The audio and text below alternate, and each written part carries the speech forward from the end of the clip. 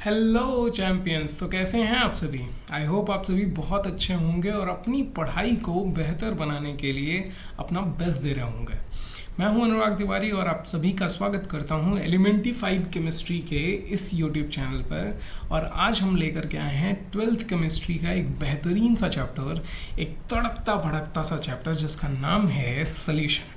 जी हाँ, ये चैप्टर आपको, अगर आप बोर्ड एग्ज़ाम्स की तैयारी कर रहे हैं, नीट या फिर जेई की तैयारी कर रहे हैं, तो आपको न्यूमेरिकल्स में लटका सकता है, अटका सकता है, भटका सकता है। तो इस चैप्टर की इम्पोर्टेंस आपसे ज़्यादा कोई नहीं समझ सकता। ठीक है, 12th केमिस्ट्री में ये चैप्टर की वेटेज बोर्ड एग्ज़ाम्स में अगर देखें तो 7 नंबर की रहती है। नीट एग्ज़ाम्स में आपको मिलेगा ही मिलेगा इसके क्वेश्चन। कोलिगेटिव प्रॉपर्टीज से रिलेटेड, वॉन्ट हाफ फैक्टर से रिलेटेड गारंटीड है क्वेश्चंस आपको मिलेंगे। जेई एग्ज़ाम्स में भी आपको गारंटीड है कि वॉन्ट ऑफ फैक्टर से रिलेटेड, एबनॉर्मल मासेस से रिलेटेड, कोलिगेटिव प्रॉपर्टीज से रिलेटेड, इन सभी टॉपिक से रिलेटेड बहुत सारे क्वेश्चन, बहुत सारे न्यूमेरिकल्स आपको फंसा सकते हैं। तो आपको इस चैप्टर को बहुत लाइटली नहीं लेना है, बहुत अच्छे से तैयार करना है और उसमें हेल्प करने के लिए मैं हाजिर हूँ। ठीक है, तो चलिए स्टार्ट करते हैं एक कोड के साथ। तो हो तैयार? करोगे वार? एक बार एनर्जी के साथ बोल दो यार। तो हो तैयार? करोगे वार? चलिए तो स्टार्ट करते हैं। इस चैप्टर में हम इस वीडियो में कौन कौन से टॉपिक अभी यहाँ पे कवर करने वाले हैं वो यहाँ पे दिया हुआ है, टॉपिक्स टू बी कवर्ड। आगे जो भी टॉपिक अभी बच रहे हैं वो आगे अलग अलग वीडियोस में मैं आपको डिफाइन करने वाला हूँ। देखिए, डिटेल हम पढ़ने वाले हैं। डिटेल जब तक नहीं पढ़ोगे तब तक थियरी क्लियर नहीं होगी, चीज़ें क्लियर नहीं होंगी, टॉपिक्स क्लियर नहीं होंगे। और टॉपिक्स अगर क्लियर नहीं हैं तो आप न्यूमेरिकल अच्छे से सॉल्व नहीं कर सकते, अलग अलग टाइप के न्यूमेरिकल आप सॉल्व नहीं कर पाओगे। इसलिए आपके लिए ज़्यादा ज़रूरी है कि आप बेसिक से हाई लेवल तक पढ़िए, अच्छे से डिटेल स्टडी करिए जिसमें मैं हेल्प करने वाला हूँ, और अच्छे से उन चीज़ों के जितने भी डाउट सेशंस हैं, डाउट चीज़ें हैं, डाउट क्लियर करिए और उसके बाद न्यूमेरिकल्स पे लगिए, न्यूमेरिकल्स अच्छे से सॉल्व करिए। मैं भी सॉल्व करवाऊँगा, आप खुद से भी सॉल्व करिएगा। ओके, तो आपको यहाँ से चीज़ें क्या करनी है, जो भी चीज़ें मैं पढ़ाऊँगा उसका एक प्रॉपर नोट्स बनाना है, उसके साथ साथ उसको पीरियोडिक रिवीजन देना है। ठीक है, पीरियोडिक आप जानते हैं। ठीक है, चलिए स्टार्ट करते हैं। तो कौन कौन सी चीज़ें मैं इस वीडियो में आपको समझाने वाला हूँ वो क्या क्या है। देखिए, इंट्रो हम पढ़ने वाले हैं। इंट्रो के साथ साथ क्या पढ़ेंगे? इंट्रो के साथ साथ क्या पढ़ेंगे? हम पढ़ेंगे सॉल्यूट और सॉल्वेंट के बारे में। ठीक है, सॉल्यूट और सॉल्वेंट क्या होते हैं इनके बारे में इंट्रो में हम क्या पढ़ेंगे, वही सॉल्यूशन, मिक्सचर, इनके बारे में। सॉल्यूट और सॉल्वेंट आप जानते होंगे, लेकिन फिर भी हम यहाँ पे पढ़ेंगे। क्लासिफिकेशन ऑफ सॉल्यूशन हम पढ़ने वाले हैं। क्लासिफिकेशन ऑफ सॉल्यूशन, जितने भी क्लासिफिकेशन है 3-4 टाइप के जो भी, ठीक है, उन सभी को क्लासीफाई करके अच्छे से डिटेल पढ़ेंगे, एग्जाम्पल्स के साथ पढ़ेंगे। बाइनरी सोल्यूशन क्या होते हैं? 9 binary solution, 9 types of binary solution होते हैं। बाइनरी सोल्यूशन एक्चुअल में होता क्या है, ठीक है, और 9 टाइप्स ऑफ बाइनरी सोल्यूशन के साथ उनके एग्जाम्पल्स, ठीक है, वो भी इम्पॉर्टेंट है, वो भी हम पढ़ेंगे। और अगर आपने 9 टाइप ऑफ बाइनरी, वैसे 9th क्लास में ही था, अगर आपने नहीं पढ़ा है तो फिर यहाँ पे हम पढ़ने वाले हैं, चिंता न को। ठीक है, कंसंट्रेशन टर्म्स क्या होते हैं इनके बारे में भी पढ़ने वाले हैं। मास परसेंटेज, ठीक है, mass by mass percentage, mass by volume percentage, volume by volume percentage, mole fraction, molarity क्या होती है, मोलैलिटी क्या होती है, ठीक है, इनके बारे में पढ़ने वाले हैं। और इन मास कंसंट्रेशन टर्म से रिलेटेड जितने भी न्यूमेरिकल्स आपको यहाँ पे मैं कुछ न्यूमेरिकल्स रखा हूँ, और पॉसिबल होंगे तो और भी नेक्स्ट वीडियोस में मैं आपको रखूँगा और समझाऊँगा भी, अच्छे से क्लियर भी करूँगा। ठीक है, नॉर्मेलिटी पढ़ेंगे हम लोग, पार्ट्स पर मिलियन एक कंसंट्रेशन टर्म है वो भी पढ़ेंगे। ठीक है, फॉर्मेलिटी, ठीक है, वैसे फॉर्मेलिटी नहीं है, टॉपिक में नहीं आता मतलब, लेकिन नॉर्मेलिटी आपको पढ़नी है क्योंकि नॉर्मेलिटी से रिलेटेड क्वेश्चन नीट और जेईई में आते हैं। ठीक है, तो चलिए स्टार्ट करते हैं अपने इस चैप्टर को, अपनी इस जर्नी को। तो इस चैप्टर का पहला question, what is solution? Solution क्या है आप बता दो, आप नहीं बताओगे? चलिए मैं बताता हूँ। थोड़ा सा हम बैकवर्ड जाते हैं, डिटेल में पढ़ना है तो थोड़ा सा पीछे चलते हैं। पहले समझते हैं मिक्सचर। मिक्सचर क्या होता है? तो मिक्सचर क्या होता है आप बता दो, आप नहीं बताओगे? चलिए मैं बताता हूँ। मिक्सचर, अगर 2 या 2 से अधिक केमिकली नॉन रिएक्टिंग सब्सटेंसेस को मिला दिया जाए, ठीक ठीक है। Chemically non reacting, chemically non reacting का मतलब क्या है? केमिकली नॉन रिएक्टिंग का मतलब है सिंपल सा कि जो रिएक्शन ना करते हैं, आपस में रिएक्शन ना करें, उनको मिला दिया जाए तो वो मिक्सचर का फॉर्मेशन करेंगे। जैसे वही लिख देते हैं हम, ठीक है। जैसे मान लीजिए सैंड और राइस ले लिया आपने और मिला दिया, ठीक है, सिंपल सा एग्जांपल, वो रिएक्शन नहीं करेंगे तो वो क्या बन गया? वो एक मिक्सचर है, ठीक है। तो वही चीज़ मैं यहाँ पे डिफाइन कर देता हूँ, व्हेन टू और मोर, ठीक है, केमिकली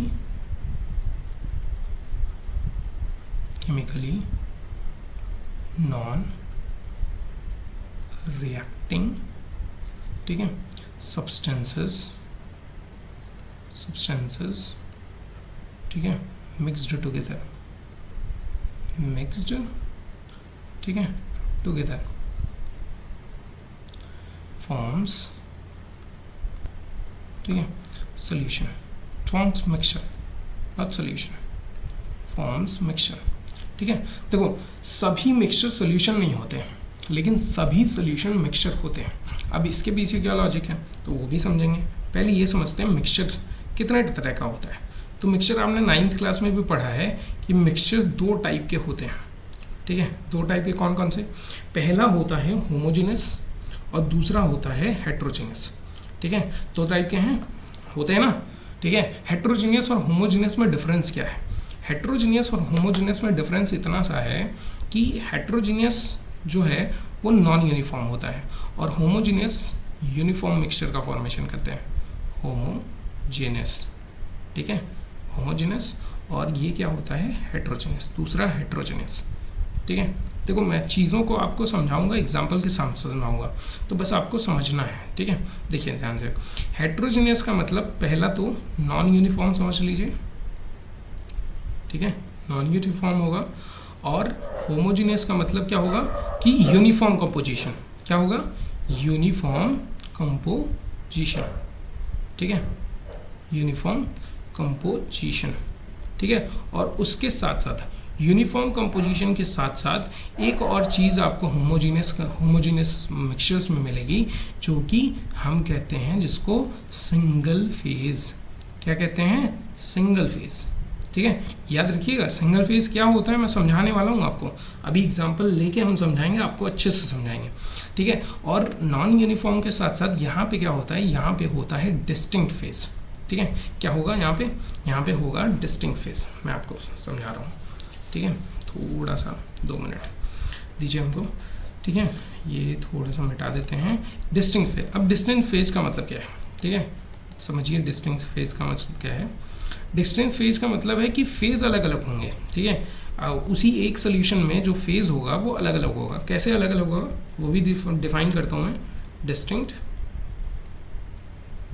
ठीक है, डिस्टिंक्ट फेज, ठीक है, डिस्टिंक्ट फेज।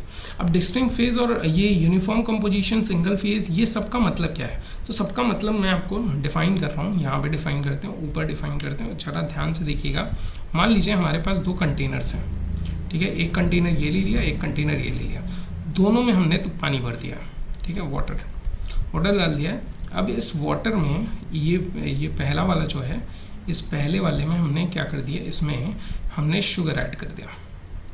क्या ऐड कर दिया हमने? शुगर, ठीक है, चीनी, ठीक है। और यहाँ पे क्या ऐड किया है? यहाँ पे सैंड ऐड कर दिया। मान लो क्या ऐड किया है? सैंड, ठीक है। अब ध्यान से देखो, शुगर जहाँ पे ऐड किया होगा वहाँ पे क्या होगा कि पूरा जब शुगर ऐड हो गया तो यहाँ पे डिसॉल्व होने के बाद पूरा सोल्यूशन आपको एक तरह का दिखेगा, ठीक है, हर जगह हर तरीके से आपको एक तरह का दिखेगा। लेकिन जहाँ आपने सैंड डिसॉल्व किया है उस सोल्यूशन को जब आप देखोगे तो यहाँ पे सैंड डिसॉल्व तो होता नहीं है, तो सैंड डिसॉल्व नहीं होगा तो ये सेटल डाउन हो जाएगा, नीचे ऐसे बैठ जाएगा, ठीक है। नीचे बैठ गया तो यहाँ पे इस जगह पे नीचे यहाँ पे सल्यूट जो है, सल्यूट की मात्रा जो है वो ज़्यादा होगी। यहाँ पे 2 फेज़ बनेंगे, ठीक है। फर्स्ट वाला जो फेज़ है यहाँ पे सल्यूट की मात्रा कम होगी और सेकंड वाला जो फेज़ है यहाँ पे सल्यूट की मात्रा ज़्यादा है, ठीक है। यानी कि 2 ऐसे एक ही सोल्यूशन में 2 ऐसे फेज़ बन रहे हैं जहाँ पे एक जगह सल्यूट की मात्रा लेसर है और सॉल्वेंट ज़्यादा है, और एक जगह पे सल्यूट की मात्रा बहुत ज़्यादा है, ठीक है। तो अलग अलग फेज बन रहा है एक ही सोल्यूशन में, एक ही मिक्सचर में अलग अलग फेज बन रहा है, इसलिए हमने कहा distinct phase, non uniform composition, ठीक है। तो ये कौन सा हो जाएगा, ये हो जाएगा हेट्रोजेनस मिक्सचर जिसमें हमने सैंड मिलाया है। जबकि ये कौन सा हो जाएगा, ये हो जाएगा आपका यूनिफॉर्म कंपोजिशन वाले यानी सिंगल फेज, क्योंकि इस पूरे सोल्यूशन में, ये पूरा सोल्यूशन जो है, इस पूरे सोल्यूशन में आपको सिंगल फेज मिलेगा।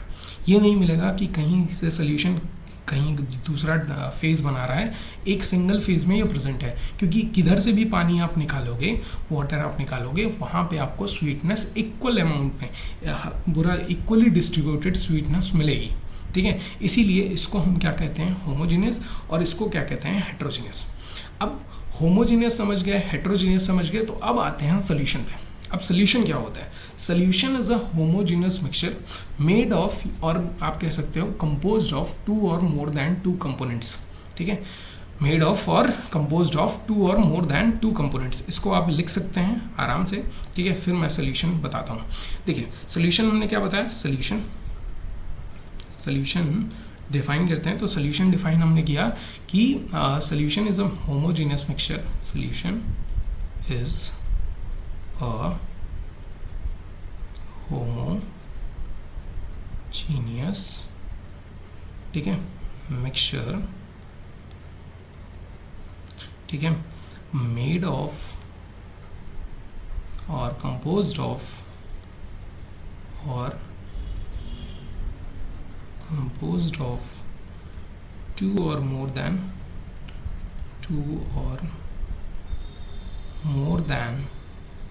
ठीक है 2 कंपोनेंट्स, ठीक है, 2 या 2 से अधिक कंपोनेंट से बना हो और होमोजीनियस हो।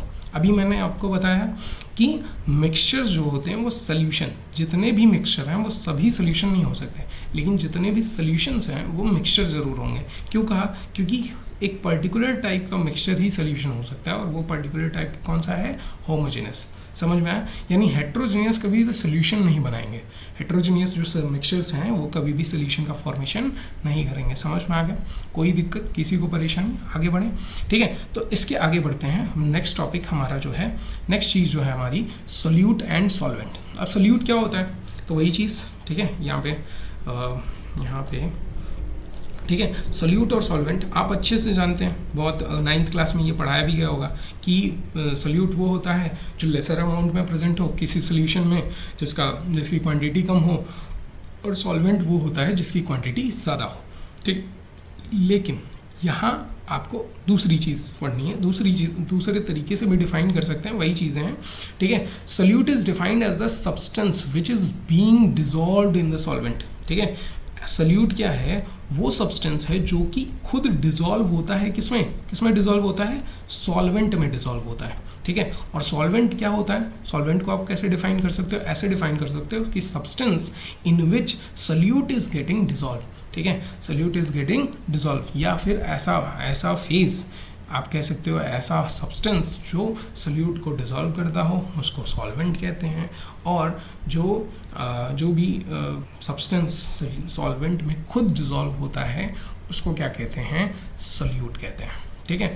और तीसरी लाइन क्या लिखी है, the physical state of solution is given by the physical state of solvent, यानी सॉल्वेंट का जो भी फिजिकल स्टेट होगा, अगर सॉल्वेंट लिक्विड स्टेट में है तो आपका सोल्यूशन भी लिक्विड स्टेट में होगा, अगर सॉल्वेंट सॉलिड स्टेट में है तो आपका फाइनल जो सोल्यूशन फॉर्म हो रहा होगा वो भी सॉलिड स्टेट में होगा, यानी फिजिकल स्टेट सॉल्वेंट का जो होगा वही सोल्यूशन का भी फिजिकल स्टेट होगा, यही तीसरी लाइन कह रही है, ठीक है। तो सोल्यूट समझ गए, सॉल्वेंट समझ गए, फिजिकल स्टेट समझ गए, फिजिकल स्टेट ऑफ सोल्यूशन क्या होगा वो समझ गए, तो आगे बढ़ते हैं, ठीक है।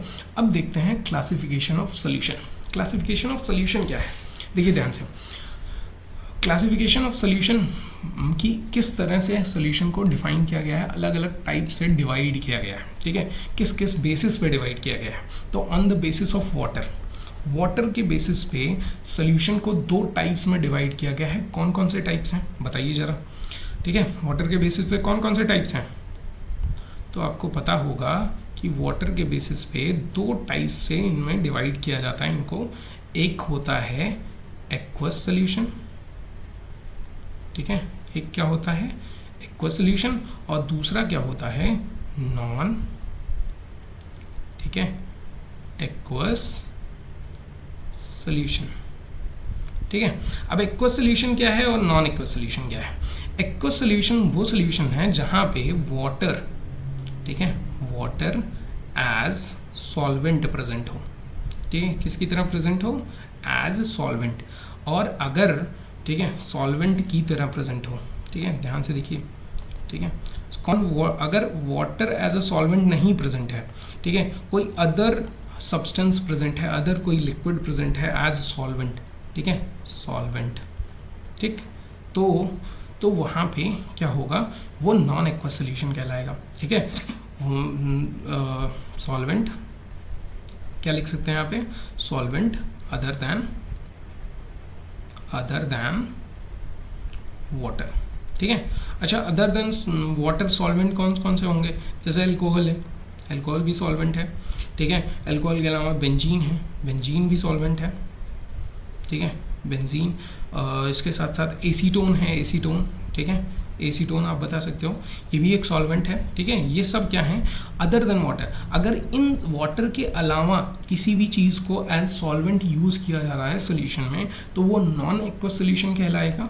और अगर वाटर एज सॉल्वेंट लिया जा रहा है किसी भी सोल्यूशन में, तो वो एक्वस सोल्यूशन कहलाएगा। ठीक है, एक्वा से बना है वाटर। ठीक है, वाटर को एक्वा भी कहते हैं, तो वहाँ से आप डिफाइन कर सकते हो कि अगर एक्वा लगा है, एक्वस है, तो वाटर एज सॉल्वेंट प्रेजेंट होगा।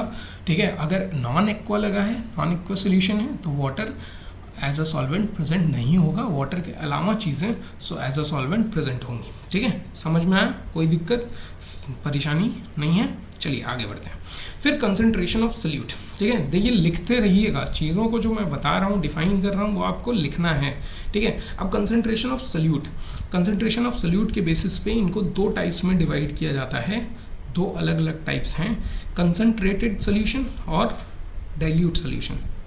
कंसंट्रेटेड, ठीक है, और डाइल्यूट। ठीक है, सिंपल सा मैं डायरेक्टली इसको समझा देता हूँ, आपको बता देता हूँ। कंसंट्रेटेड सोल्यूशन क्या होगा, जहाँ पे सोल्यूट की मात्रा ज़्यादा हो। ठीक है, अगर सोल्यूट की मात्रा ज़्यादा है तो वो कंसंट्रेटेड सोल्यूशन होगा, अगर सोल्यूट की मात्रा कम है तो वो डाइल्यूट सोल्यूशन होगा। ठीक है, सिंपली आप समझ सकते हो, जैसे कंसंट्रेटेड एसिड होता है, डाइल्यूट एसिड होता है, वैसे ही यहाँ पे इसको डिफाइन करना है। आपको समझ में आ गया, कोई दिक्कत, किसी को परेशानी नहीं है। चलिए आगे बढ़ते हैं। On the basis of solute, अब देखो यहाँ इंपॉर्टेंट है, देखो जहाँ मुझे लगेगा कि इंपॉर्टेंट है वहाँ मैं आपको ज़्यादा टाइम दूंगा। देखो टाइम वेस्ट करना मेरा काम नहीं है। ठीक है, जहाँ पे मुझे लग रहा है कि ये टॉपिक इम्पॉर्टेंट है, तो वहाँ मैं आपको ज़्यादा से ज़्यादा टाइम दूंगा।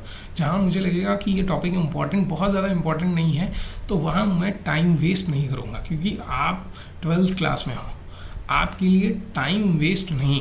ठीक है, टाइम यूजेस का काम है, यहाँ पे टाइम आपको ज़्यादा से ज़्यादा यूज़ करना है। ठीक है, चलिए तो नेक्स्ट हम समझते हैं on the basis of solute. अब सोल्यूट के बेसिस पे इनको कितने टाइप्स में डिवाइड किया जाता है on the basis of solute. तो बेसिस ऑफ सोल्यूट के सोल्यूट के बेसिस पे इनको 3 टाइप्स में डिवाइड किया गया है। पहला है सेचुरेटेड।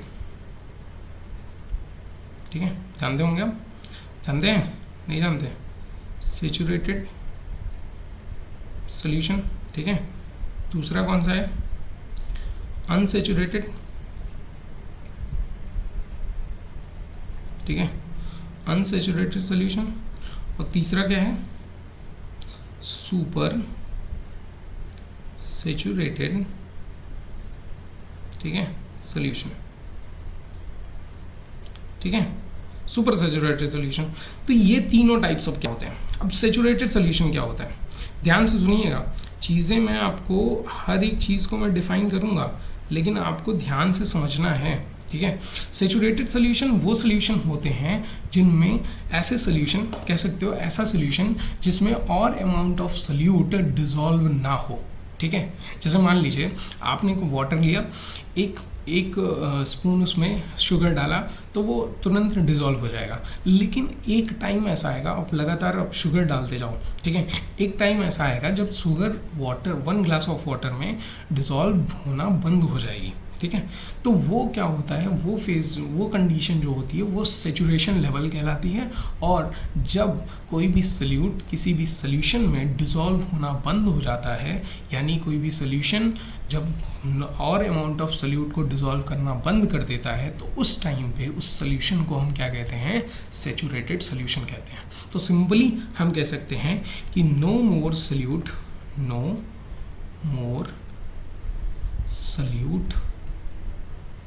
कैन बी डिसॉल्व्ड, ठीक है, डिसॉल्व्ड, ठीक है, समझ में आया, डिसॉल्व्ड, ठीक है। No more solute can be dissolved in the solution, ठीक है। अगर और अमाउंट ऑफ सल्यूट डिसॉल्व नहीं हो रहा है तो वो सॉल्यूशन क्या कहलाएगा, सेचुरेटेड सॉल्यूशन कहलाएगा। यानी कि वो अपने सेचुरेशन लेवल तक जितना उसको डिसॉल्व करना था वो उतना डिसॉल्व कर चुका है, अब उसके पास इतनी क्षमता नहीं है कि और डिसॉल्व कर सके।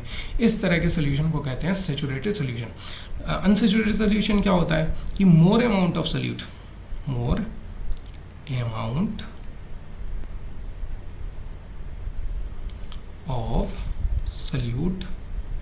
ठीक है, सल्यूट कैन बी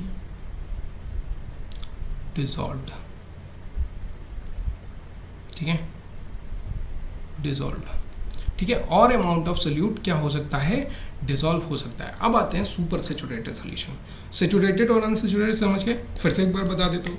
सेचुरेटेड का मतलब है कि और अमाउंट ऑफ सल्यूट अब डिसॉल्व हम नहीं कर सकते, ठीक है, इससे ज़्यादा अमाउंट ऑफ सल्यूट डिसॉल्व नहीं होगा। जैसे 100 ग्राम ऑफ वाटर में अगर हम 36 ग्राम ऑफ सॉल्ट अगर डिसॉल्व कर रहे हैं तो उसके बाद और सॉल्ट डिसॉल्व नहीं होगा, क्योंकि 36 gram of salt 100 gram of water में क्या हो जाएगा, एक सेचुरेशन लेवल को रीच कर लेता है, ठीक है। इसलिए और अगर आप कुछ ग्राम सॉल्ट उसमें डिसॉल्व करते हो तो वो डिसॉल्व नहीं होगा, यानी कि वो सेचुरेशन लेवल पे पहुंच गया और वो सोल्यूशन क्या कहलाएगा, सेचुरेटेड सोल्यूशन कहलाएगा।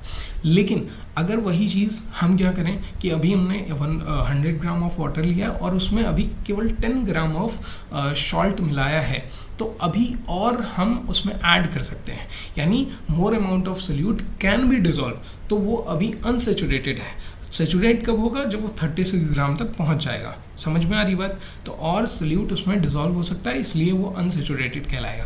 अब सुपर सेचुरेटेड क्या है, सुपर सेचुरेटेड ये है कि जहाँ पे ऐसे नॉर्मली अगर बोलूँ तो जहाँ पे हम ज़बरदस्ती करें कि उसके सेचुरेशन लेवल को बढ़ा दें, ठीक है, बाई अप्लाइंग सम कंडीशंस।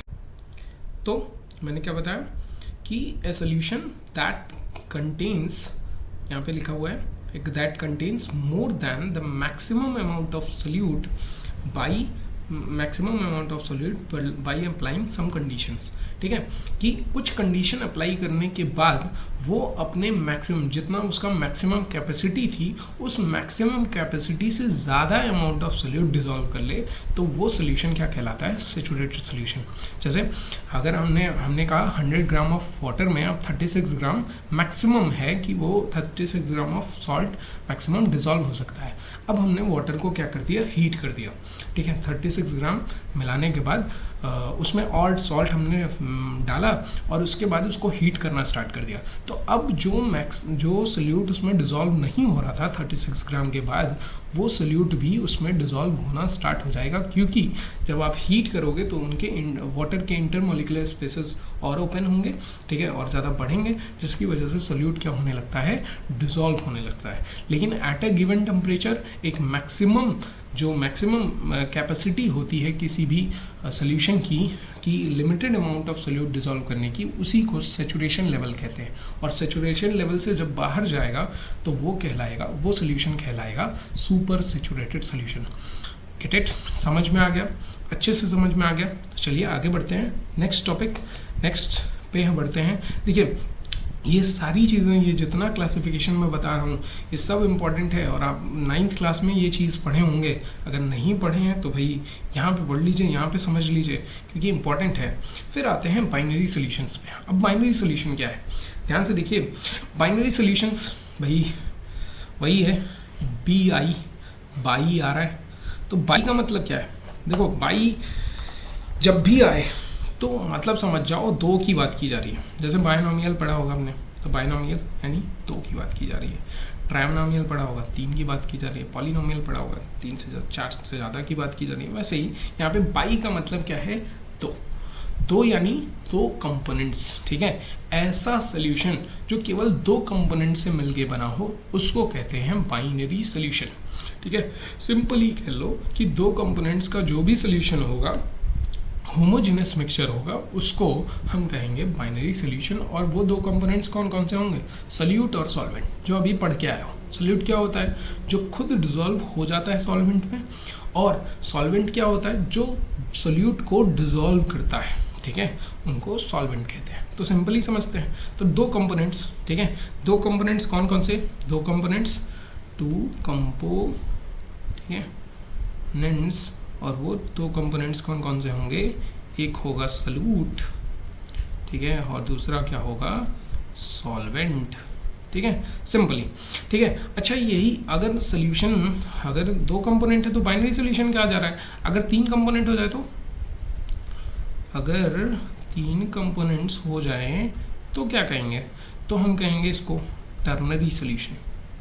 क्या कहते हैं इसको, टर्नरी सोल्यूशन, ठीक है। याद रखिएगा, चार कंपोनेंट हो जाए तो, फोर कंपोनेंट्स हो जाए तो क्या कहोगे आप, फोर कंपोनेंट्स को कहते हैं क्वाटर्नरी सोल्यूशन, ठीक है, टर्नरी, क्वाटर्नरी, ठीक है, क्वाटर्नरी सोल्यूशन, पेंटर्नरी सोल्यूशन। पांच कंपोनेंट होंगे, छह कंपोनेंट होंगे, ऐसे बढ़ते चला जाएगा, ठीक है। अच्छा, दो कंपोनेंट है तो सोल्यूट और सॉल्वेंट हुआ। तीन कंपोनेंट होंगे तो क्या होगा, तीन कंपोनेंट होंगे तो सोल्यूट, सॉल्वेंट, सॉल्वेंट नहीं। हमेशा याद रखिएगा, किसी भी सोल्यूशन में हमेशा याद रखिएगा, किसी भी सोल्यूशन में हमेशा एक ही सॉल्वेंट प्रेजेंट होता है, ठीक है।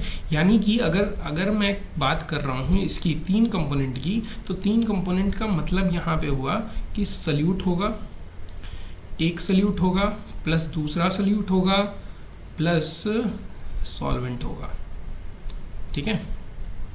समझ में आ रही बात, ठीक है। ये नहीं कि एक सोल्यूट, दूसरा सॉल्वेंट, तीसरा सॉल्वेंट, ऐसा नहीं होगा। जब भी हम तीन कंपोनेंट की बात करेंगे तो वहाँ दो सोल्यूट, एक सॉल्वेंट। चार कंपोनेंट की बात कर रहे हैं तो यानी तीन सोल्यूट होंगे, तीन अलग अलग सोल्यूट होंगे, ठीक है। क्या होंगे, तीन अलग अलग सोल्यूट होंगे और उसके साथ ही एक सॉल्वेंट होगा। देखो याद रखना कि किसी भी सोल्यूशन में एक सिंगल सॉल्वेंट प्रेजेंट होता है। सोल्यूट कितने भी हो सकते हैं लेकिन सॉल्वेंट हमेशा एक ही होगा, ठीक है। डिसॉल्व करने वाला हमेशा एक ही होगा, किसी एक को ही आप सॉल्वेंट मानोगे और बाकी सब उसके रेस्पेक्ट में क्या होंगे, सोल्यूट होंगे। क्लियर हुआ, ठीक है, क्लियर हुआ। अब इसका एग्जांपल देते हैं, घर पे बनता है ना वो, यहाँ पे एग्जांपल देते हैं तीन कंपोनेंट का। गर्मियों में वो रसना पिलाते थे ना घर पे, ठीक है, तो रसना में तीन कंपोनेंट मिलाया जाता था। हम लोग ने जो जिस तरह का बनाया, मैंने जो जिस तरह का बनाया है, ठीक है, मेरे घर में जिस तरह का बनता था, तो रसना ले लेते थे, रसना में शुगर मिला देते थे, ठीक है, क्या मिला देते थे, शुगर मिला देते थे, और शुगर के साथ साथ इसमें वाटर मिला देते थे, ठीक है। क्या मिला देते थे, वाटर, ठीक है।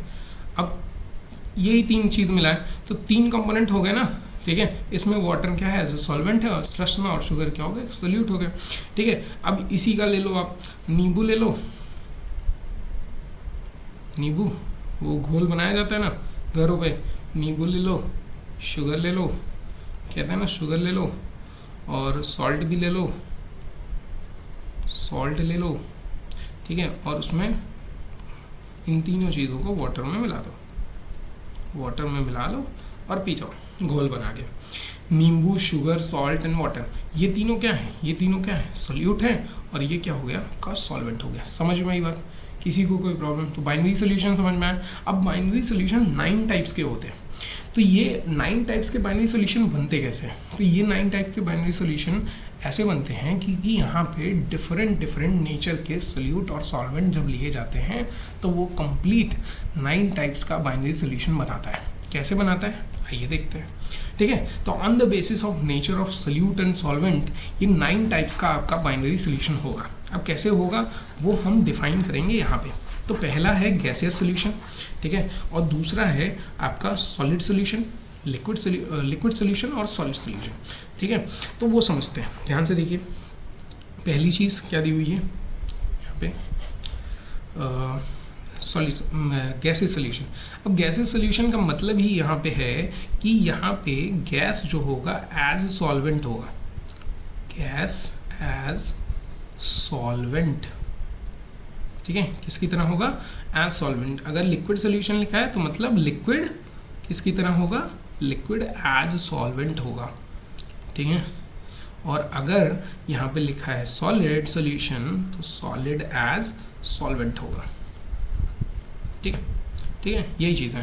तो एज सॉल्वेंट ये सब प्रेजेंट है और सोल्यूट यहाँ पे प्रेजेंट है, तो इनसे बना हुआ जो सोल्यूशन बनेगा वो कैसा होगा। जैसे इसको क्या पढ़ेंगे, पहला सोल्यूशन जो गैस, जहाँ पे सोल्यूट भी गैस हो और सॉल्वेंट भी गैस हो, तो इसको पढ़ेंगे gas in gas solution, gas in gas solution, ठीक है।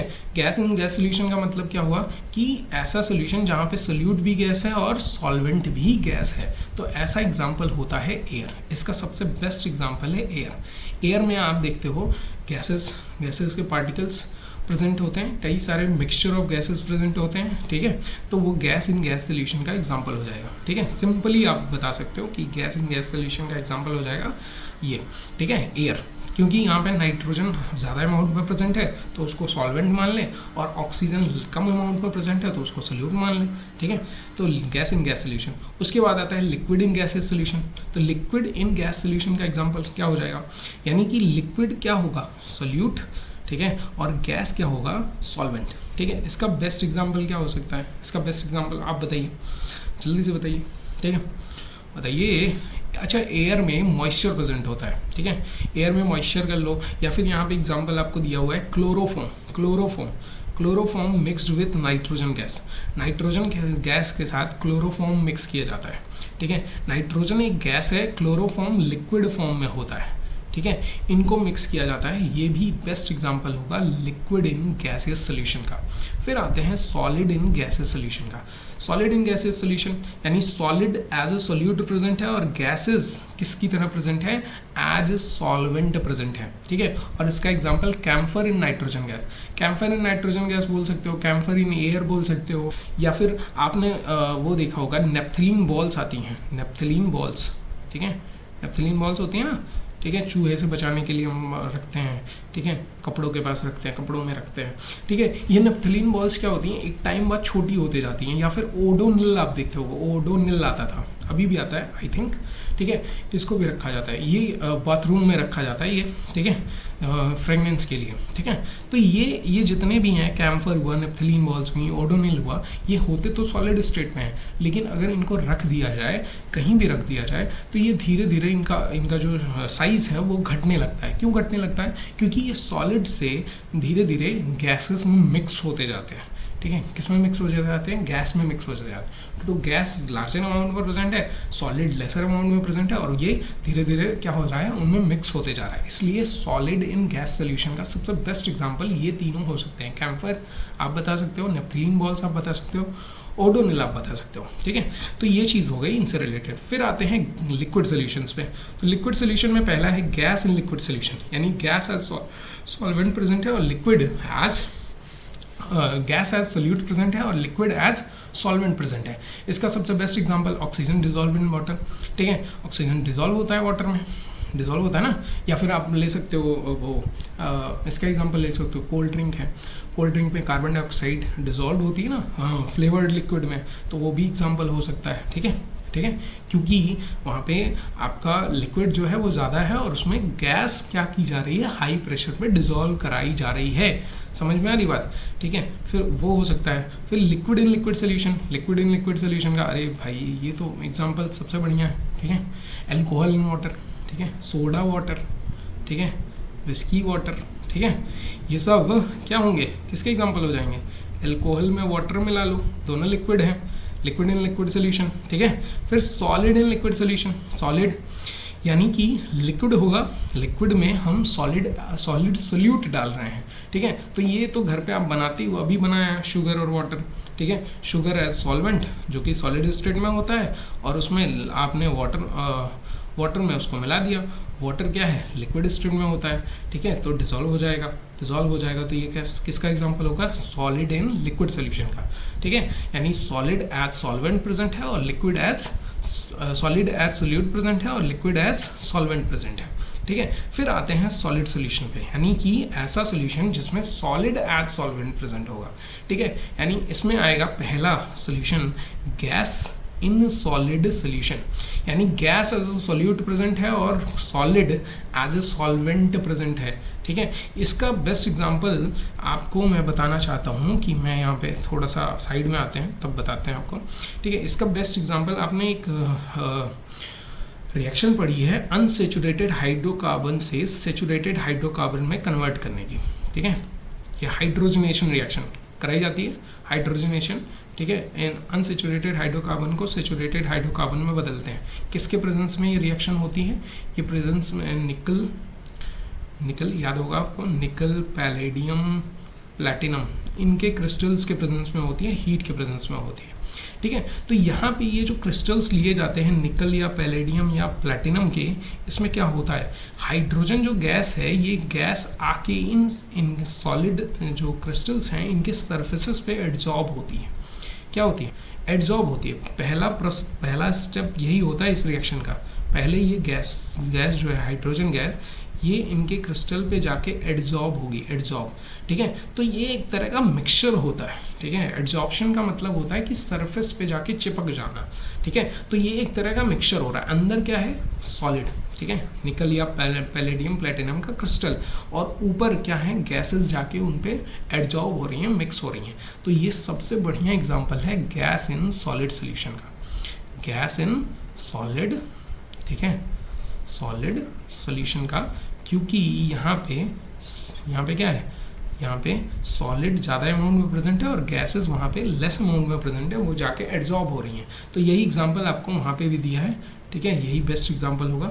चलते हैं नेक्स्ट अपनी स्क्रीन पे। ठीक है, तो ये चीज़ हो जाएगी solid gas in solid solution का। ठीक है, फिर आते हैं liquid in solid solution. Liquid in solid solution का एग्जांपल अमलगम है। ठीक है, गोल्ड एमलगम, सोडियम एमलगम। ठीक है, अमलगम क्या होता है? जब भी कोई भी मेटल वो रिएक्शन करता है, किसके साथ रिएक्शन करता है, सॉरी मिक्स होता है, किसके साथ मिक्स होता है? Hg के साथ, मरकरी के साथ, तो वो अमलगम का फॉर्मेशन करता है।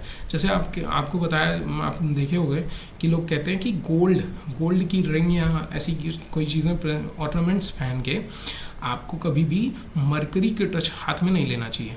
क्यों? क्योंकि मरकरी क्या करेगा, गोल्ड के साथ अमलगम बना लेगा और मिक्स हो जाएगा। ठीक है, तो समझ में आ रही बात? तो वो डिज़ोल्व कर लेता है, गोल्ड को डिज़ोल्व कर लेगा। यानी ये आपकी जो सोने की अंगूठी या जो भी आप पहने रहोगे हाथ में, वो तुरंत वो डिज़ोल्व कर लेगा, और डिज़ोल्व कर लेगा तो वो चला जाएगा। समझ में आ रही बात? ठीक है, सोडियम के साथ अमलगम बनता है Hg का, सोडियम अमलगम कहते हैं। ठीक है, हर एक मेटल के साथ Hg क्या करता है, यानी मरकरी क्या करता है, अमलगम का फॉर्मेशन करता है। ठीक है, तो अमलगम का फॉर्मेशन होगा तो ये फॉर्मेशन की वजह से, ठीक है, और ये यहाँ पे हम ये क्यों यहाँ पे एग्जांपल डिस्कस कर रहे हैं? क्योंकि Hg जो है, ये मरकरी जो है, ये लिक्विड स्टेट में होता है, और सोडियम या फिर ये जो मेटल्स हैं ये सब सॉलिड स्टेट में होते हैं, जो कि ज़्यादा होंगे। ठीक है, समझ में आ रही बात? तो लिक्विड इन सॉलिड सोल्यूशन का सबसे बेस्ट एग्जाम्पल ये हो जाएगा amalgam of mercury with sodium. ठीक है, सोडियम या गोल्ड। फिर सॉलिड इन सॉलिड सोल्यूशन। अच्छा, सॉलिड इन सॉलिड सोल्यूशन का सबसे बढ़िया एग्जांपल अगर आप देखो, खोजो, तो एलॉय हो सकता है। ठीक है, एलॉय बनाए जाते हैं, जानते हैं, स्टील। ठीक है, स्टील बनाया जाता है, या फिर अच्छा आपने ये सुना है 24 कैरेट गोल्ड? ठीक है, सुना है कि नहीं?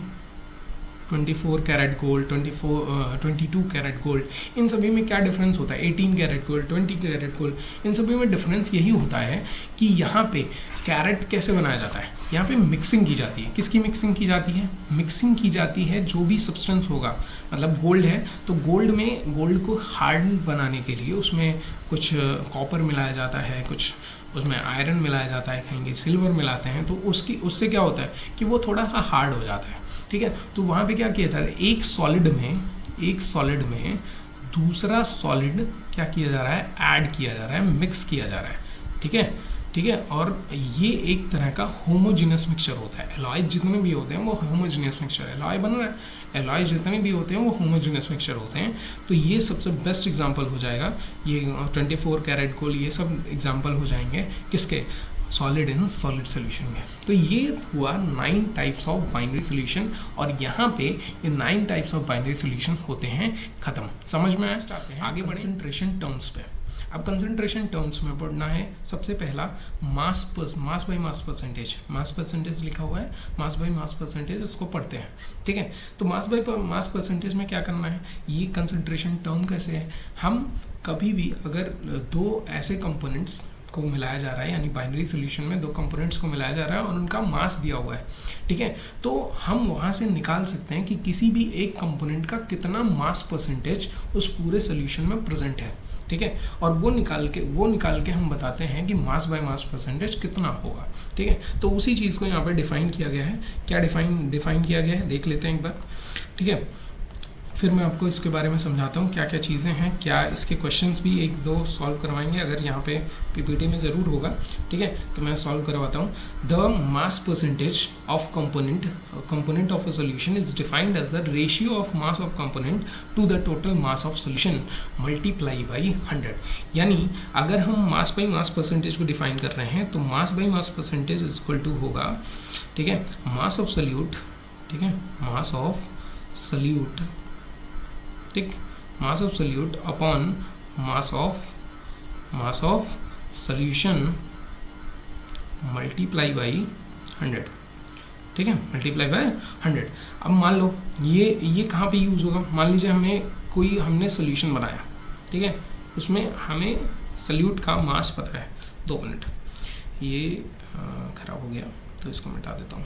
ठीक है, तो हमने एक सोल्यूशन बनाया, मान लीजिए एलॉय बनाया है। ठीक है, अभी 24 कैरेट की गोल्ड की बात कर रहे थे, मान लीजिए 18 कैरेट का गोल्ड है। ठीक है, और उसमें हमने 24 ग्राम हमने क्या डाला है, गोल्ड। ठीक है, 24 ग्राम गोल्ड वैसे महंगा है, 24 ग्राम ज़्यादा हो गया। ठीक है, और उसके साथ साथ हमने ऐड किया है उसमें 20 ग्राम ऑफ कॉपर। ठीक है, मान लो ये लीस्ट क्वालिटी का है। ठीक है, 20 ग्राम ऑफ कॉपर ऐड किया है। ठीक है, तो अब यहाँ पे ये दोनों कंपोनेंट्स ऐड हो गए, दोनों का मास दिया हुआ है। ठीक है, तो यानी कि दोनों एक इसमें सोल्यूट होगा, एक सॉल्वेंट होगा, आप किसी को भी मान सकते हो। ठीक है, तो दोनों को ऐड करने पे जो सोल्यूशन हमारा बन रहा है, एलॉय जो बन रहा है, वो कितने का बनेगा, 44 ग्राम का। ठीक है, 44 ग्राम ऑफ सोल्यूशन, यानी सोल्यूशन जो है वो 44 ग्राम का है। अब कह रहा है मुझसे कि क्वेश्चन में कह रहा है कि कॉपर का मास बाय मास परसेंटेज आप बताइए। ठीक है, तो कॉपर का मास बाय मास परसेंटेज निकालने के क्या करेंगे, मास ऑफ सोल्यूट, यानी जो सोल्यूट का मास है, यानी हम कॉपर को यहाँ पे सोल्यूट मान लेते हैं, तो उसका मास कितना है 20। ठीक है, उसको ऊपर रखेंगे, नीचे मास ऑफ सोल्यूशन कितना है 44 ग्राम। ठीक है, उसको नीचे रखेंगे, मल्टीप्लाई किससे कर देंगे 100 से, और यहाँ पे जो वैल्यू आएगी वही वैल्यू आपकी हो जाएगी कॉपर की परसेंटेज। 4 से डिवाइड कर लेते हैं, ये नीचे आएगा 11, नीचे ऊपर आएगा 5, 11 से ये डिवाइड नहीं होगा, 500 अपॉन 11। ठीक है, जो भी ये वैल्यू आएगी कितना आएगा 6 और 0 45 पॉइंट समथिंग आएगा। ठीक है, तो वो परसेंटेज 45 पॉइंट समथिंग जो भी आ रहा है परसेंट, वो कॉपर का परसेंटेज हो जाएगा यहाँ पे। ठीक है, अब गोल्ड का परसेंटेज निकाल लें, तो गोल्ड का मास बाय मास परसेंटेज कितना होगा। ठीक है, तो वो निकाल लेते हैं। गोल्ड का मास बाय मास परसेंट निकालने के लिए हम गोल्ड का अमाउंट ऊपर रखेंगे अपॉन नीचे मास ऑफ सोल्यूशन मल्टीप्लाई। ठीक है, मास ऑफ सोल्यूशन 44 ग्राम है, मल्टीप्लाई 100। ठीक है, फिर से 4 से डिवाइड करते हैं, ऊपर 6 आ जाएगा और नीचे 11 आ जाएगा। ठीक है, और यहाँ पे ये वैल्यू आ जाएगी इज इक्वल टू 600 अपॉन, ठीक है, 600 अपॉन 11, और इसको डिवाइड करोगे आप तो 56 पॉइंट समथिंग आएगा, यानी 54 पॉइंट समथिंग आएगा। ठीक है, 54 पॉइंट समथिंग परसेंट। तो ये 54 पॉइंट समथिंग परसेंट जो आ रहा है, ये क्या हो जाएगा, गोल्ड का मास बाय मास परसेंटेज, और कॉपर का मास बाय मास परसेंट कितना आ गया 45 पॉइंट समथिंग आ गया। या यही दोनों डिजॉल्व थे, तो इन दोनों को ऐड करोगे तो वो 1% के बराबर होगा। समझ में आ गया, मास बाय मास परसेंटेज समझ में आ गया। पहले इसके बाद इसका नोटेशन समझ लेते हैं। कहीं पर अगर कोई वैल्यू लिखी हुई है, ऐसे लिखा हुआ है कि 10 ग्राम, ठीक है, देखिए ये समझना आपके लिए इम्पोर्टेंट है, 10 ग्राम नहीं, ठीक है, ये समझना आपके लिए इम्पोर्टेंट है। ऐसे लिखा है 10 W/W, ठीक है, परसेंट। ठीक, तो ये नोटेशन से बच्चे बड़े परेशान रहते हैं। क्वेश्चन में ऐसे दे देता है और क्वेश्चन में ऐसे देने के बाद फंसाता बहुत ज़्यादा है, ठीक है। और बच्चे समझते नहीं हैं। आपको ज़रूर समझना है। देखो, आप इस क्लास में आए हो तो ये एक एक छोटी छोटी चीज़ आपको समझ के जानी है, यहाँ से सीख के जानी है। क्योंकि देखो, अगर आपको ये चीज़ें पता है तभी आप क्वेश्चन सॉल्व कर पाओगे। अगर नहीं पता है तो क्वेश्चन में फंसे रहोगे और कोई फ़ायदा नहीं है, ठीक है, ऐसी चीज़ों में। देखिए ध्यान से, तो 10W/W का मतलब क्या है? 10W/W का मतलब है कि 10 ग्राम ऑफ सल्यूट, ठीक है। जब भी ऐसा लिखा हो तो इसका मतलब समझ जाओ कि 10 ग्राम ऑफ सल्यूट डिसॉल्व्ड इन, ठीक है, 100 ग्राम ऑफ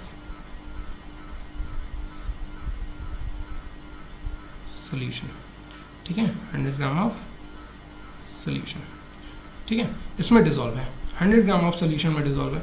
लेकिन अगर यही चीज़, ये तो सॉल्यूशन का हो गया, अगर यही चीज़ सॉल्वेंट के टर्म में लिखनी हो, ठीक है, अगर यही चीज़ सॉल्वेंट के टर्म में लिखनी हो तो 10 gram of solute,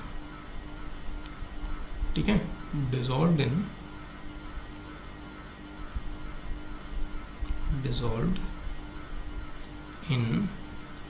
90 gram of solvent, ठीक है।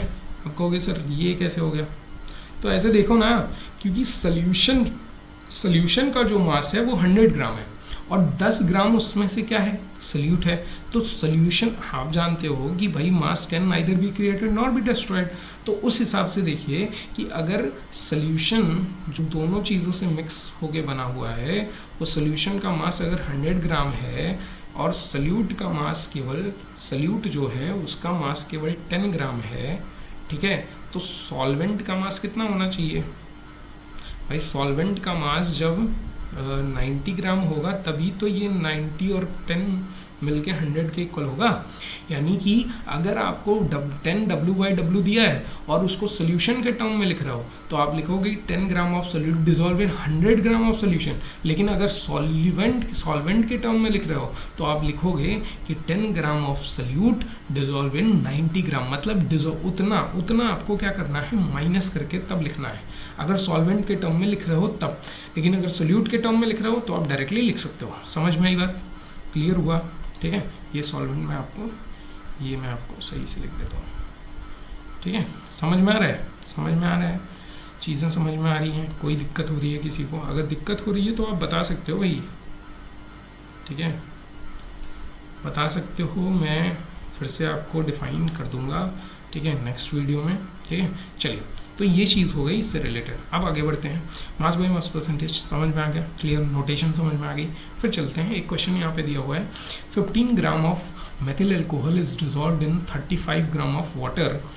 35 ग्राम ऑफ वाटर में 15 gram of methyl alcohol dissolve है। What is the mass percentage of methyl alcohol in solution?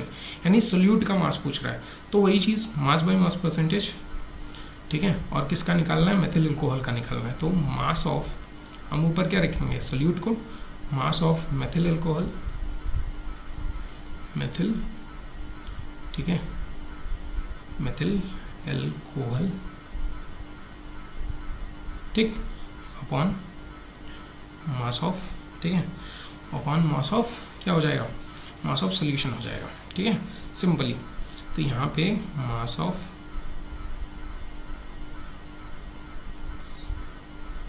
Solution, ठीक है, मल्टीप्लाई बाई 100। ठीक है, अब ध्यान से देखो, ध्यान से देखना, यहाँ पे मास ऑफ सोल्यूशन क्या होगा भाई? दो चीज़ों से सोल्यूशन बनाया जा रहा है, 35 ग्राम ऑफ वाटर और 15 ग्राम ऑफ मेथिल। तो 35 और 15 क्या होगा? मास ऑफ सोल्यूशन कितना हुआ? 50। ठीक है, अपॉन ऊपर क्या आ जाएगा? मास ऑफ मेथिल अल्कोहल कितना है? 15 ग्राम, मल्टीप्लाई किससे? 100 से। ठीक है, तो 50 से ये 2 टाइम्स में जाएगा और 15 मल्टीप्लाई 2 कितना आ जाएगा? 30%। यानी 30% क्या आया? मास बाई मास परसेंट ऑफ किसका? मेथाइल अल्कोहल का, जो यहाँ पे क्वेश्चन पूछा गया था। समझ में आई बात? क्लियर हुआ? ये क्वेश्चन क्लियर हुआ? ऐसे ही क्वेश्चन, बहुत सारे ऐसे क्वेश्चन आपको मिलेंगे जो आपको सॉल्व करने। ऐसे क्वेश्चन आपको एग्जाम्स में नहीं मिलते हैं, लेकिन ये एग्जाम्पल था तो मैंने आपको समझाया।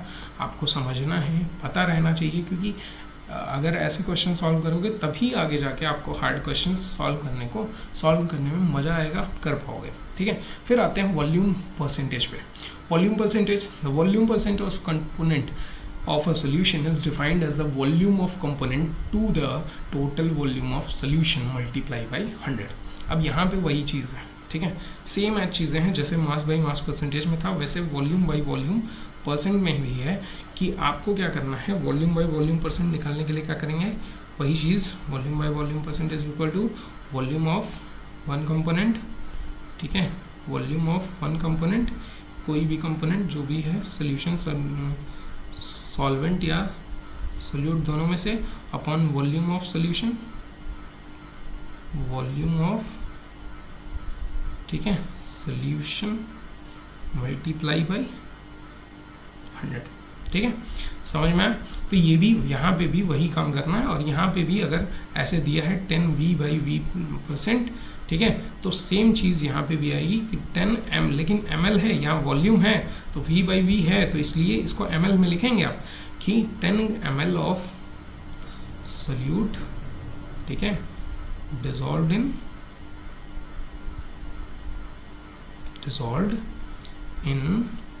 100 ml ऑफ सोल्यूशन। समझ में आ रही बात? ठीक है, अच्छा यही चीज़ अगर कहाँ पे होती, यही चीज़ अगर सॉल्वेंट का टर्म में लिखने होती तो 90 ml of solution.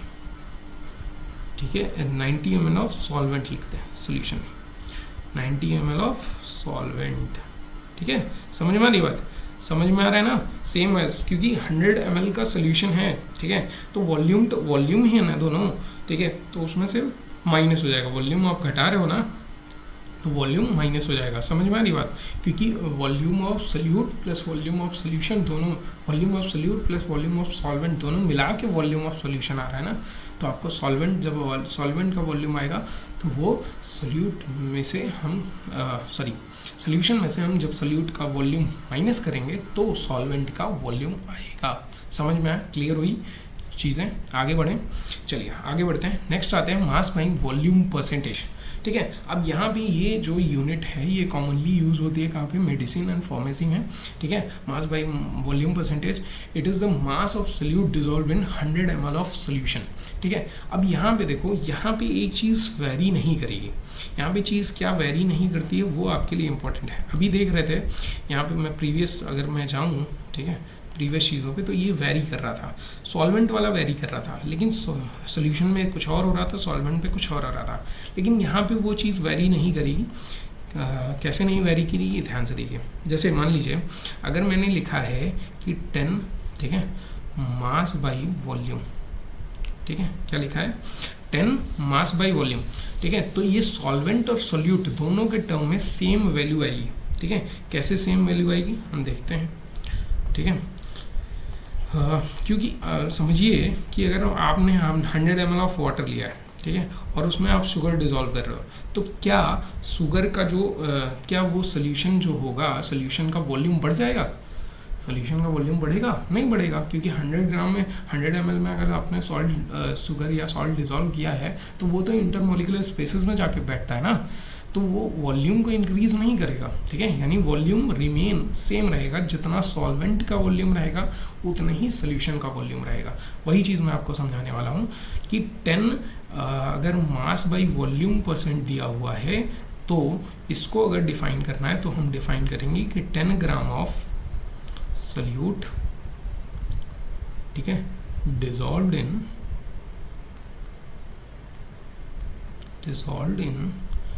100 ml of solution, और सेम चीज़ किसके लिए आ जाएगी, डिसॉल्व्ड इन, ठीक है, 100 ml ऑफ सॉल्वेंट। ठीक है, क्योंकि जितना वॉल्यूम सॉल्वेंट का होगा उतना ही वॉल्यूम सोल्यूशन का भी होगा। समझ में आया?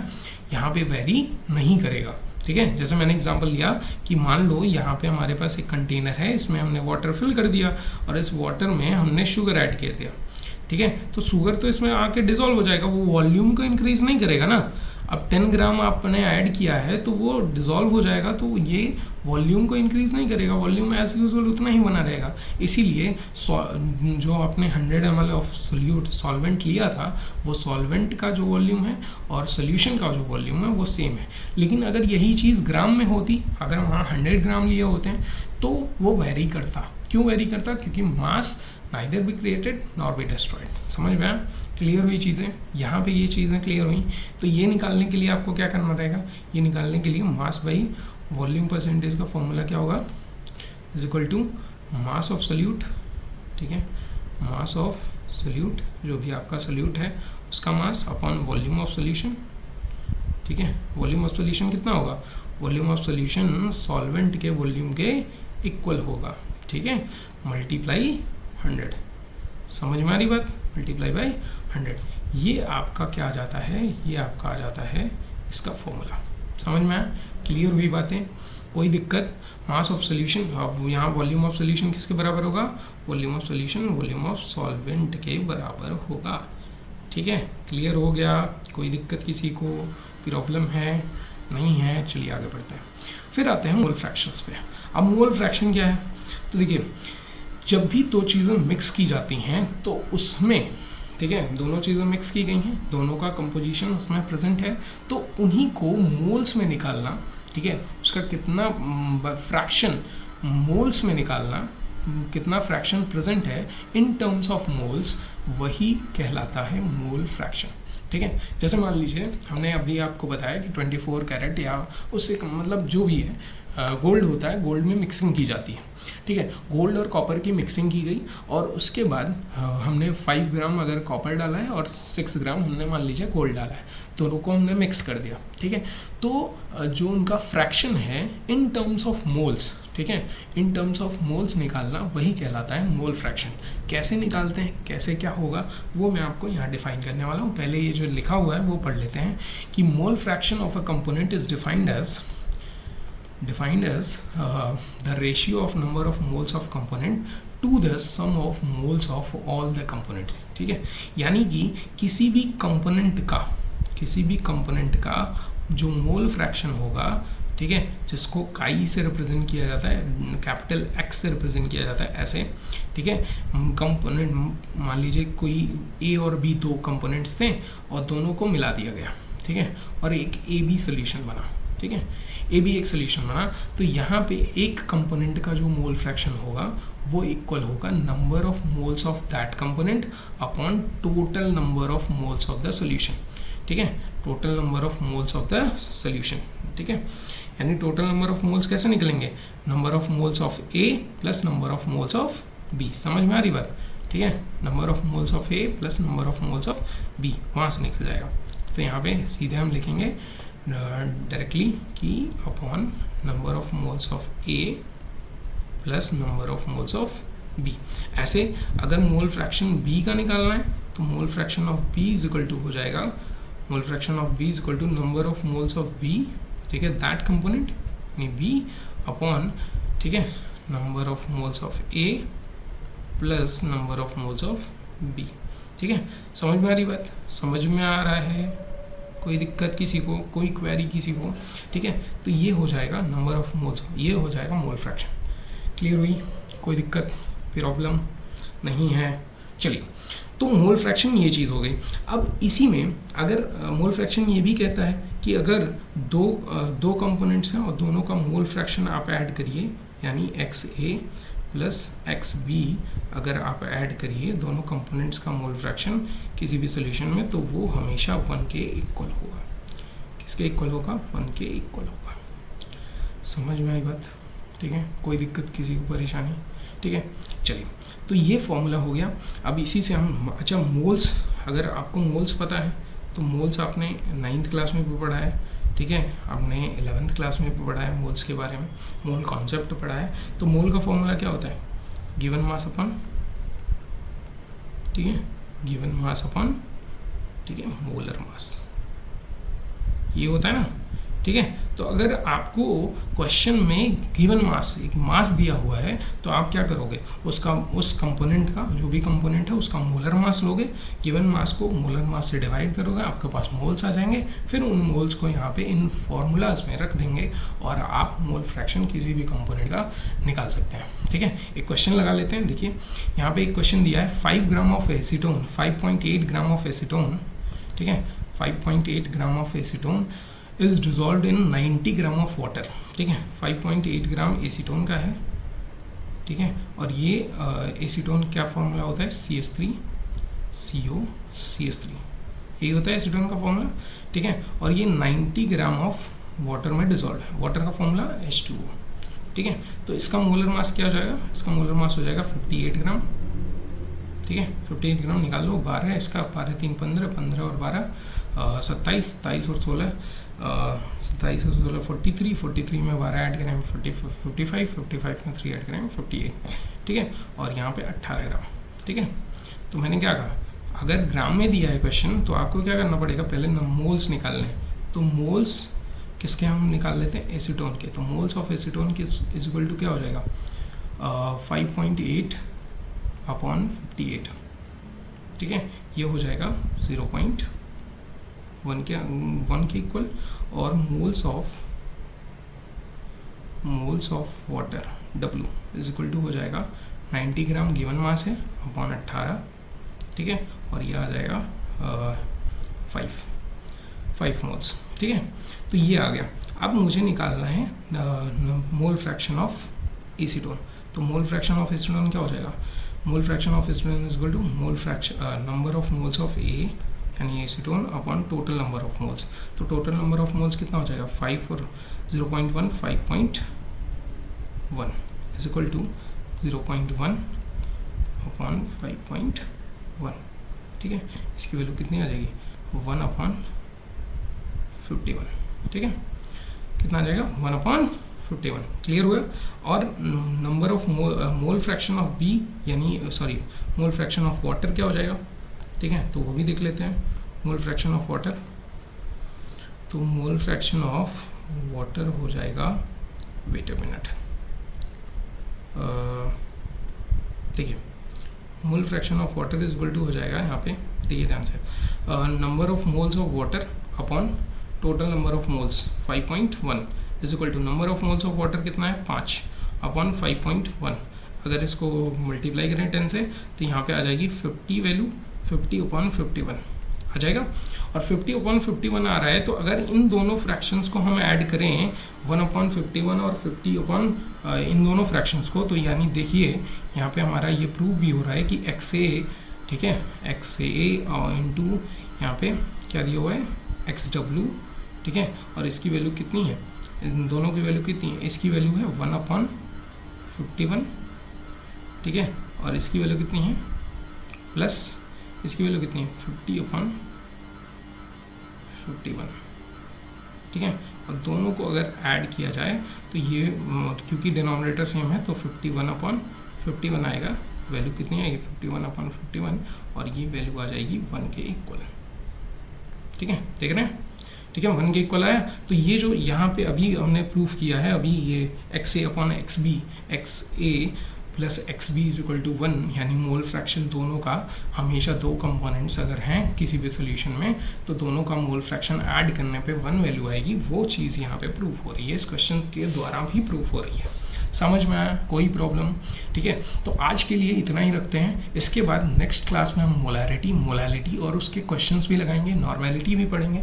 मोलैरिटी और नॉर्मेलिटी में क्या रिलेशनशिप होती है उसको भी जानेंगे। ठीक है, ग्राम इक्विवेलेंट पढ़ेंगे और बहुत सारे क्वेश्चंस लगाएंगे, प्रैक्टिस भी करेंगे, और फिर आगे बढ़ेंगे हमारे चैप्टर में।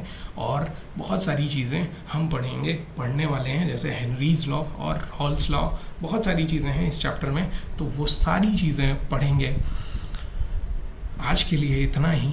Thank you so much. आपको कैसी लगी वीडियो आप ज़रूर बताइएगा कमेंट में, और जो भी चीज़ें अगर नहीं समझ में आए तो आप कमेंट करके बता सकते हैं। मैं नेक्स्ट वीडियो में कोशिश करूँगा कि उस चीज़ को एक बार रिमाइंड करके एक बार अच्छे से फिर से समझा दूँ। ठीक है, थैंक यू सो मच। नमस्कार।